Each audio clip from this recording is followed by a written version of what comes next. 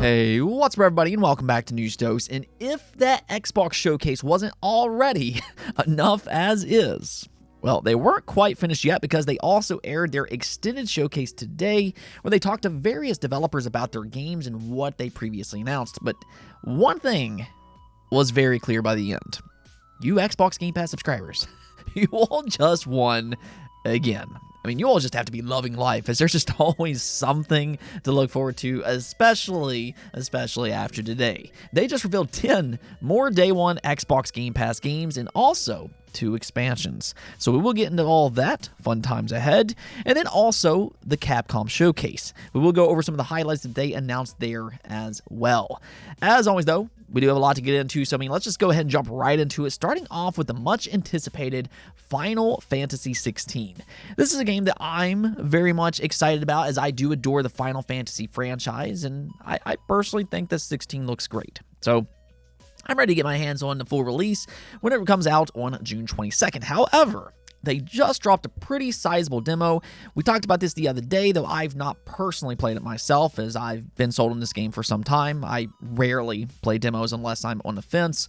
But to my surprise, I've seen a lot of people share their thoughts about the demo online, and not necessarily for the reasons that you would necessarily hope for. Instead, it actually appears the Final Fantasy 16 demo is having some performance issues. I've seen a lot of people kind of say that it's a little bit more on the jittery side of things, especially on performance mode. Well, El Analista de Bits did post a video kind of confirming those reactions, and according to them, the demo does have some performance problems. On quality mode, even though it's supposed to be 4K 30 frames per second, in reality, it's actually apparently an upscaled 1440p, though 30 frames does seem consistent. As for performance mode, though, it runs an upscaled 1080p with some significant dips in performance outside of combat. This is actually all very surprising considering just how adamant Square Enix has been about needing no day 1 patches. They keep saying that everything will be ready day 1 as they've been polishing Final Fantasy 16 for a lengthy amount of time. So to see performance issues in this demo, that is a little unexpected. But the main reason I actually wanted to talk about this today isn't necessarily because the issues alone, but more so there has been a discovery that the demo might be outdated. See, what's happening here is that it's been spotted that the demo is running on version 1.01, whereas at the April PlayStation State of Play, it was running on version 1.03. So there is a possible chance here that the demo doesn't necessarily represent the final product. If that is true, though, and let's just hypothetically say that the final product runs fine. Well, if that's the case, then Square Enix, they just did this game a huge disservice. I mean, a demo is meant to convince players to buy your game, and this might be doing the opposite for some fans out there. I mean, nonetheless, though, just kind of keep in mind that you might want to wait until the final release to see how Final Fantasy 16 performs. Square Enix, though, if they really did do what we think that they did, wow. Speaking of performance problems, though, one of the worst PC releases in recent memory, The Last of Us Part 1, has received various updates since launch. I mean, this game has had a ton of well-documented problems. We all know this. I still believe that they rushed into the market to capitalize on the HBO show's success. But with today's update, Naughty Dog has now gotten this game to the point it's once again Steam Deck verified, which is a huge step in their redemption arc. That's not only good for the Steam community, but it also means that they've majorly improved the PC version as a whole. Now, at the same time, though, I would still proceed with caution. If you are interested in The Last of Us Part 1 on PC or the Steam Deck, I personally do one of two things. Either look at recent reviews on Steam to kind of see what people are saying about it, and then also maybe wait for some people to post videos about the update online, to see if it's at a stable enough point that you can justify a purchase. What I will say here, though, is that while its launch, yes, is inexcusable, I am, however, happy to see it slowly get to the point where it is playable on PC. After all, The Last of Us is one of the most beloved single-player games ever made for a good reason. It is genuinely a good game, so I am thrilled for the PC and Steam Deck community. Okay, so let's just go and move on and talk about Xbox here. They just finished up with their Xbox Extended Showcase, where they took several deep dives into games that they announced the other day. This included Avowed, Hellblade 2, Cyberpunk Phantom Liberty, Lies of P, as well as some others. So if you do want an extended look into any of those games, do make sure to watch the Extended Showcase. They do have some interesting things to say there. I will leave a link in the description below, but this showcase wasn't just about extended looks into already announced games. There was actually also some new announcements here, specifically when it comes to Xbox Game Pass. You just gotta love it. They, in fact, revealed 10 new Day 1 titles and also 2 expansions for some fan favorites, which are also going to release into Game Pass Day 1. Now, I guess we'll first get into those expansions because High on Knife was revealed here. This is an additional DLC to the biggest 2022 launch title for Xbox Game Pass, High on Life. Fans absolutely loved this game last year. I mean, we saw it on Xbox Game Pass. We saw it on Steam. It was overwhelming just how much fans were liking this game because its sense of humor and its solid first-person shooter gameplay. Critics definitely got this game wrong, but here we are now in 2023, and fans will get another opportunity to jump back into its zany universe once again. As the name implies, your talking knife companion has gotten you into a bit of a mess, and you might have to fight your way out of it. Unfortunately, though, no release date just yet, but we did get some gameplay, and they did say that it is coming to Game Pass Day 1. Then the leaked Hi-Fi Rush DLC made an appearance here. There's no extra story or anything like that, but if you're seeking an extra challenge, Hi-Fi Rush will be getting 2 new game modes. The first of which is BMP Rush, where you fight increasingly difficult waves of enemies one after the other, and then Power Up Tower Up, which this one is like some kind of roguelike where Chai starts off with no powers, but has to fight his way up a tower and gain new abilities along the way. That actually sounds pretty fun, and it does give Hi-Fi Rush a lot of extra replayability. I mean, this game was already amazing as is, but I think that this does add quite a bit to it. On top of that, though, they did reveal that there's some new cosmetic unlockables and things like that, but this DLC will be out on July 5th. So there you go. Hi-Fi Rush is going to continue strong in 2023. Hopefully we do get a sequel for this one later on down the road. I'm going to cross my fingers for that. On to the brand new Day 1 games here, though, and check this out. There's some really exciting ones here that I think some of you all will immediately recognize. This list includes Another Crab's Treasure, Sea of Stars, yes, you heard that right. Then The Wandering Village, Neon White, that's a huge indie title. The Little Big City, The Bookwalker, Galacticare, Harold Halibut, Tectonica, and then Minico's Night Market. Now, the thing about Day 1 Game Pass games like these is that it is an opportunity to introduce players to games that they might not have tried otherwise. And some of these really could be quite the gems when they do eventually release. And I'm really talking about 3 specific titles here that are immediate standouts, and that starts off with Another Crab's Treasure. Now, you all have heard me talk about this game before, but I've had my eyes on this game since it was first announced last year at a Nintendo Direct. A lot of people were pleasantly surprised when they first revealed it, as it's like this cute Souls-like game. They instead call it a Shells-like, however, quite clever. But, I mean, it really does look good. It's certainly one of the most anticipated and promising upcoming indie titles.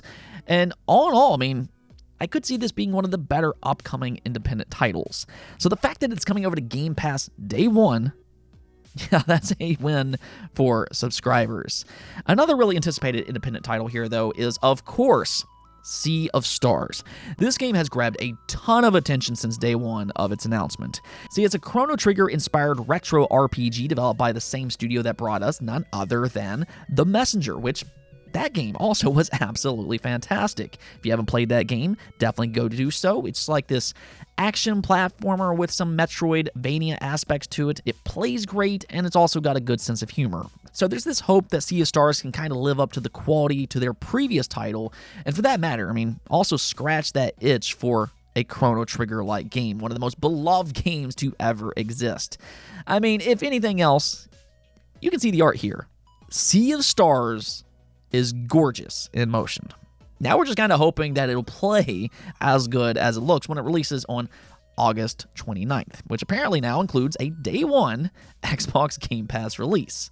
Then the final one here, and we already know for a fact that this game is good, and that's Neon White. This was actually one of last year's highest rated games with an 89 overall score on Metacritic. It's like this weird speed-running first-person shooter with some strategic card mechanics thrown in. It's an odd combination on paper, but it turned out to be a huge hit, and it's praised as one of last year's best independent games, if not the very best. So now it's heading over to Xbox, and even better, with a day one Xbox Game Pass launch. As always, you just have to love it. So yeah, once again, my goodness, Xbox, they really are onto something here.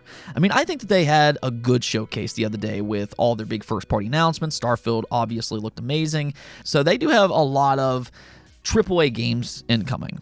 But you also have to love their focus on smaller independent games like these. And I think that they really shine in Game Pass. You know, these games are multi-platform, and with all the extra buzz that they'll get in Xbox Game Pass, not only will the developers get a guaranteed payout by putting their games in Game Pass, but it'll also help that word of mouth for purchases on all platforms. That's something that people always need to keep in mind when it comes to Game Pass. It helps push these games on other consoles like the Switch, PlayStation, or even something like Steam. That word of mouth is good for every platform. So a win for gamers here, and also a win for developers. Moving on though, Capcom also had their showcase, and as much as I love Capcom, you all know this, but their showcase, it did leave something to be desired. I mean, it was just okay. I don't think it was bad, but nothing really special either. However, there are a few highlights that we need to talk about, starting off with Pragmata. It did finally reemerge here, as I was hoping, though, yeah, it's pretty much about as mysterious as it was before. They did show some small snippets of gameplay, not really too much to go by here. I've seen some kind of compare it to something like Vanquish as an example, which, hey, if that is true, that's not a bad game to be compared by. Vanquish was a pretty good game back in its day, developed by Platinum Games. That was a fast-paced, thrilling third-person shooter. There's also a little girl involved in Pragmata. She was in the first trailer, and she appeared once again here. She appears to have some kind of magical abilities, but that was pretty much about it. The big announcement here instead was actually that it's been delayed yet again, this time, though, indefinitely. It kind of sounds like we'll be lucky to play it in 2024. Hey, though, I mean, I'm okay with that personally. As always, I'm all for developers taking their time to get things right, and in the case of Capcom, I think they deserve a little extra leeway after releasing hit after hit after hit over the last 5 to 7 years. Give them time, and hopefully Pragmata will be yet another hit. They also announced a second Ace Attorney trilogy. 4 through 6 will get a new HD compilation called Apollo Justice Ace Attorney Trilogy. This includes Apollo Justice, Dual Destinies, and Spirit of Justice. They're now heading over to PlayStation, Nintendo, Xbox, and PC in early 2024. This is actually really nice to see coming off the 3DS eShop closure. This keeps these games live and well on modern platforms. Speaking of those handheld games, though, Ghost Trick also made another appearance here. Talked about this a few days back, but it is set to release on June 30th. Now, if you don't know what this game is, it's a re-release of an old Nintendo DS game, but it's honestly going to be a brand new game for most people out there. The fact that the original game released around the same time the 3DS came out, it just kind of went under the radar. And that really is too bad. People praise this as a fantastic game that a lot of people missed out on, but it is rather unique. And that's why this is good news here. They did announce a playable demo that you can check out right now. So if you are interested in this game, definitely go check it out. Do keep in mind that it's coming to all platforms, PlayStation, Nintendo, PC, and Xbox.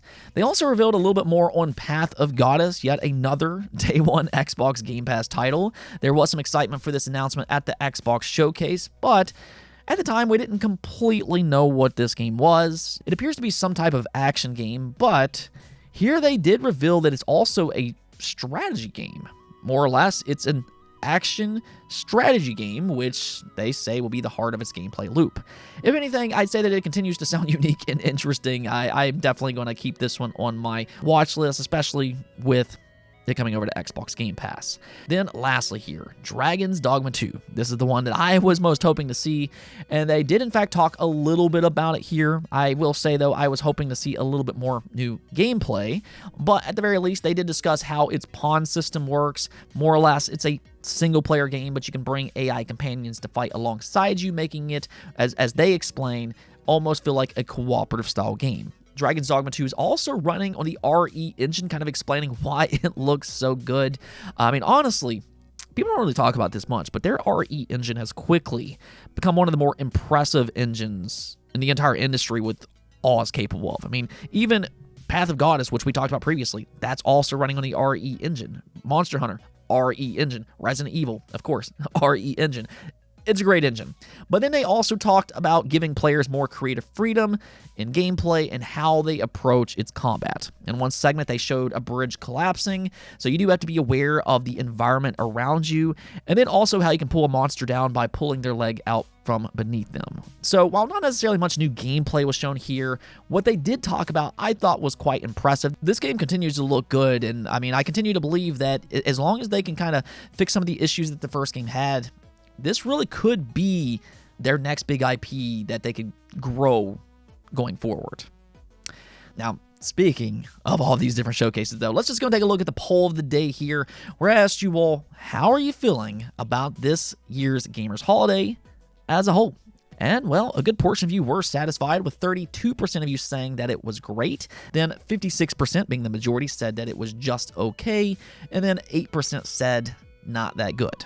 Now, just kind of looking through the comments, though, what I noticed was that a lot of you really enjoyed the Xbox showcase. And then also, interestingly enough, the Ubisoft Forward showcase. Now, I will say that Ubisoft was a surprise this year. I don't typically expect all that much from their events, but they did do a pretty good job this year. They showed a lot of gameplay of different games, such as Prince of Persia. They showed Assassin's Creed Mirage, Star Wars Outlaw, and even Avatar, all of which looks pretty good. And I mean, that's something that we always ask for. We want to see gameplay at these showcases, and Ubisoft did a good job at doing that. They were transparent, and even better, most of their games, they look promising. So yeah, I mean, I have to give a lot of props to Ubisoft here.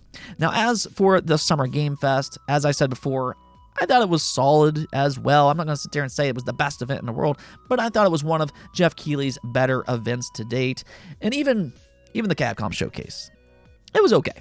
I think the only showcase that was genuinely disappointing this year was with PlayStation, and that was really just because it lacked first-party announcements. It wasn't a great first-party showcase per se, but third-party stuff, it was just fine. I mean, Metal Gear Solid Delta, that got confirmed here, so let's go. Then, unfortunately, Nintendo, they just didn't show up at all, which is unfortunate as well, but hopefully we do hear something from them sometime here soon. Overall, though, I want to say that it was a good year for the Gamers Holiday. Anyways, though, that's it for this episode. But if you liked the video, don't forget to bell notification and subscribe button for more content just like this. Also, if you'd like to support the channel through Patreon, thank you for making this content possible. Peace out.